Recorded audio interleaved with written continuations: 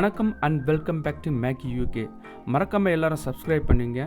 இன்றைக்கி நம்ம என்ன பார்க்க போகிறோன்னா, இது வீடியோவில் பிகினிங்கில் நம்ம சில கிளிப்ஸ் பார்த்துருப்போம், என்னென்ன பார்க்க போகிறோன்னு. அது இல்லாமல் நிறைய கிளிப்ஸும் இந்த வீடியோவில் இருக்குது, நம்ம தொடர்ந்து பார்க்கலாம். ஸோ நாங்கள் இன்றைக்கி சென்ட்ரல் லண்டன் வந்திருக்கோம். சென்ட்ரல் லண்டனில் அப்படி என்ன இருக்குது அப்படின்னு கேட்குறீங்களா? நம்ம வாங்க வீடியோவில் ஒன்று ஒன்றா பார்க்கலாம்.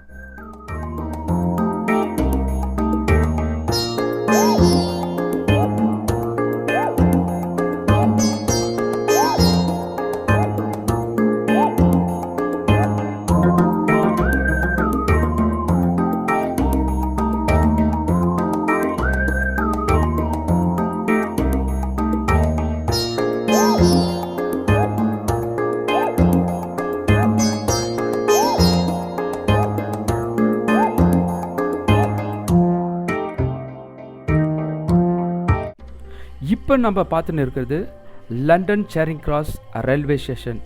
இந்த ரயில்வே ஸ்டேஷன் ஜனவரி 11, 1864 ஓப்பன் செஞ்சுருக்காங்க. இந்த ட்ரெயின் ஸ்டேஷனில் சவுத் ஈஸ்டர்ன் ட்ரெயின் மட்டும்தான் இருக்கும். இந்த south eastern train south east England, Kent முழுவதும் நம்ம பயணிக்கலாம். ஆஷ்ஃபோர்ட், டோவர் எண்டு, இந்த கடற்கரை எண்டு வரைக்கும் நம்ம போகலாம் சவுத் ஈஸ்ட் கென்ட்டில். அதே போல் இங்கே அண்டர் கிரவுண்ட் ட்ரெயின் ஸ்டேஷனும் இருக்குது. இது ஜோன் 1ல் நம்மளுக்கு பேமெண்ட் கவர் ஆகும். ஸோ 1 to 6 ஜோன் நீங்கள் ஒரு மாதத்துக்கு நீங்கள் டிக்கெட் எடுக்கணுன்னா பார்த்தீங்கன்னா 260 பவுண்டு உங்களுக்கு ஆகும். ஸோ அந்த 260 பவுண்டு நீங்கள் எதுனா ட்ரெயின், ட்ராம், பஸ் நீங்கள் எது வேணாலும் பயணம் செய்யலாம்.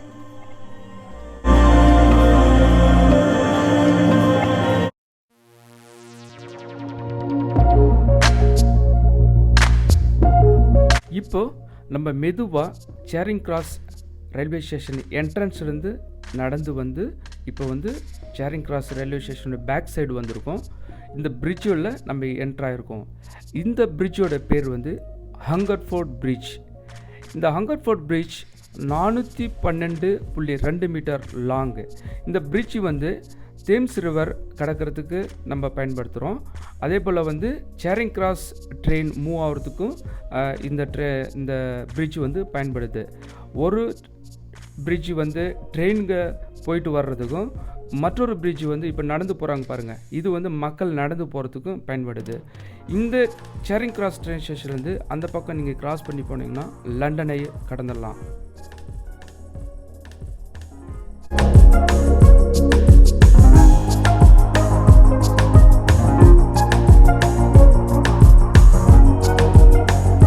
இது ஒரு ரொம்ப அழகான இடம். இங்கிலாந்தில் மிக முக்கியமான பார்க்க வேண்டிய இடங்களில் இதுவும் ஒரு இடம். இங்கேருந்து நீங்கள் பார்த்தீங்கன்னா ஆப்போசிட்டில் ஒரு பில்டிங் தெரியுது பாருங்கள், கொடி, அதுதான் இங்கிலாந்து பாராளுமன்றம். அப்படியே நடுமத்தியில் பார்த்தீங்கன்னா தேம்ஸ் நதி, இந்த பக்கம் பார்த்தீங்கன்னா லண்டன் ஐ. அழகாக இருக்கும். மக்கள் இந்த பிரிட்ஜ் மேலே இங்கேருந்து அங்கேயும் நடந்துகிட்டு இருப்பாங்க, ஃபோட்டோ எடுத்துக்குவாங்க. கீழே போட்டுங்க போவோம், போட்டில் மக்கள் ரசிச்சுட்டு போவாங்க. பார்க்குறதுக்கே அழகாக இருக்கும். டைம் போகிறதே தெரியாது நமக்கு.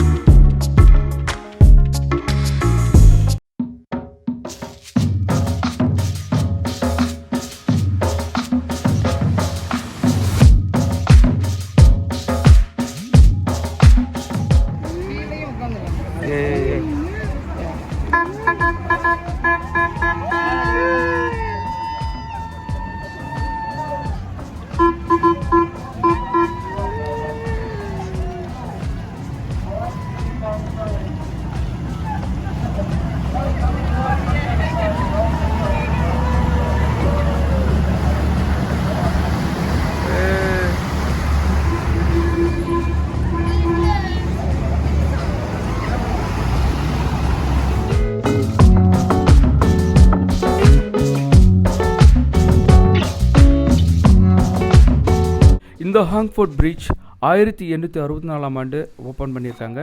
அதே போல் கோல்டன் ஜூப்ளியரும் கடந்த 2002 இது கொண்டாடி இருக்குது. இந்த பிரிட்ஜை டிசைன் பண்ணது இசாம் பர்ட். இந்த ஹங்கர்ஃபோர்ட் பிரிட்ஜை சுற்றி நீங்கள் பார்த்தீங்கன்னா சாரிங் கிராஸ் ரயில்வே ஸ்டேஷன் இருக்குது, Embankment pier, Victoria Embankment, Waterloo railway station, County Hall, Royal Festival Hall and London Eye இது முழுவதும் சுற்றி இருக்குது.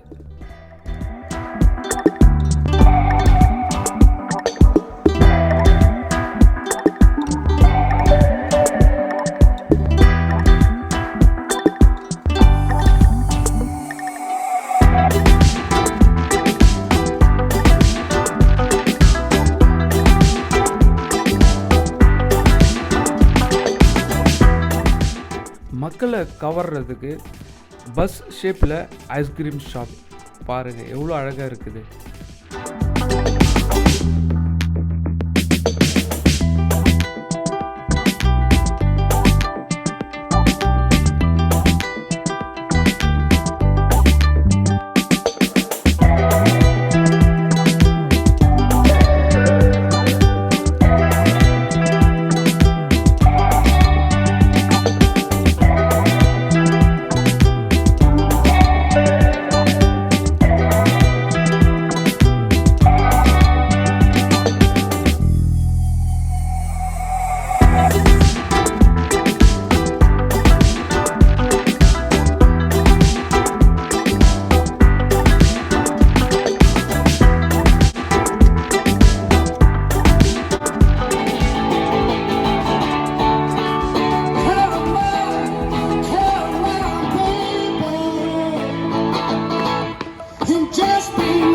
இவங்க பார்த்தீங்கன்னா இங்கிலாந்தின் தெருக்கலைஞர்கள். இவங்க வந்து பாட்டு பாடி மக்களை மகிழ்விக்கிறாங்க.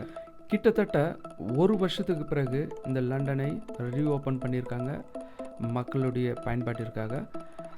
நீங்கள் இங்கே பார்த்தாலே தெரியும் எவ்வளோ பெரிய கியூ நின்றுட்டுருக்கு பாருங்கள்.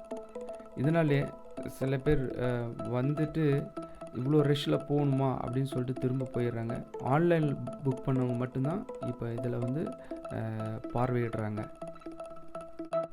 இது நம்ம ஒரு ராட்டனம்.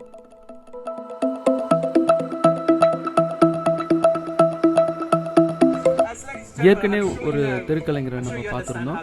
அவர் பாட்டு பாடி எல்லாரும் வந்து சந்தோஷப்படுத்தினார். இங்கே ஒரு தெருக்கலைஞர் இருக்கிறாரு. இவர் என்ன பண்ண போகிறாருன்னா, இங்கே ஒரு வளையம் இருக்குது. இந்த வளையத்தில் வச்சு இவர் வந்து ஒரு வித்தியை செய்ய போகிறாரு. வித்தன்ற ஒரு விளையாட்டு செய்ய போகிறாரு. அவர் என்ன சொல்கிறாருன்னா, இந்த விளையாட்டு முடிஞ்ச பிறகு இங்கே ஒரு புல்லா இருக்குது, இந்த புல்லாவில் உங்கள் கையில் இருக்கிற காசை போடுங்க அப்படின்னு சொல்கிறாரு. உண்மையிலே இது கஷ்டமான ஒரு விளையாட்டு தான், இருந்தாலும் அவரோட திறமையால் திறம்பட செய்கிறாரு. இந்த வீடியோவை முழுசாக எடுத்துருக்க நீங்கள் வந்து கண்டிப்பாக நீங்கள் பார்த்து என்ஜாய் பண்ணணும்னு நினைக்கிறேன்.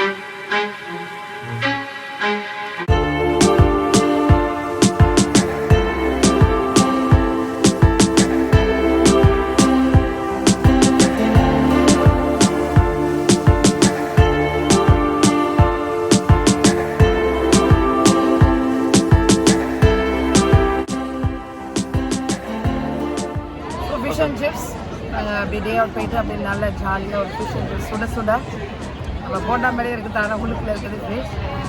ஸ்மால் லஞ்ச் எடுத்துகிட்டு வந்திருக்கோம் வெளியில் வந்து. ஸோ பார்த்தீங்க அப்படின்னா லெமன் சாதம். நான் லெமன் சாதம் வீட்டிலேருந்தே கட்டியாச்சு காலையில் இருந்துச்சு. அப்புறம் எக்கு பாயில் பண்ணியிருக்கிறேன், அந்த ஒரு முட்டை, அப்புறம் டூனா ப்ரெட் வித் டூனா. அதுக்கப்புறம் பார்த்தீங்க அப்படின்னா பொட்டேட்டோ ஃப்ரை. ஸோ லெமன் சாதத்துக்கு பொட்டேட்டோ ஃப்ரை எக்கு நல்லாயிருக்கும். ஸோ அதனால் நாங்கள் போய் எங்களுடைய லஞ்சை சாப்பிட போவோம். ஸோ இன்றைக்கி குட்டி வந்து லெமன் சாதம்லாம் சாப்பிட்டதில்லை. ஆனால் இன்றைக்கி பார்த்தீங்கன்னா பசியில் லெமன் சாதம் வெளியில் லெமன் சாதம் பொட்டேட்டோ ஸ்பைஸியாக இருந்தாலும் தண்ணி குடிச்சிட்டு ஸ்பைசி இல்லையா. எக் வேணும்னு சொன்னார், எக். ஸோ லஞ்ச் கண்டினியூ பண்ணலாம். Do you like the lemon? Yes, delicious. Lemon and potato. இந்த பிரெட்டுக்குள்ளே என்ன போட்டிருக்கா மம்மி? டூனா பிடிக்கும் தானே உனக்கு?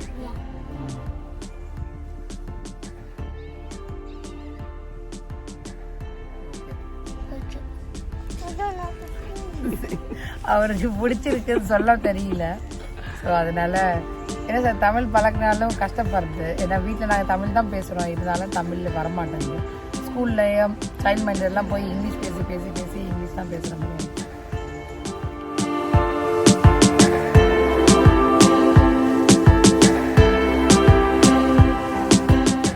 Please subscribe to my mom channel.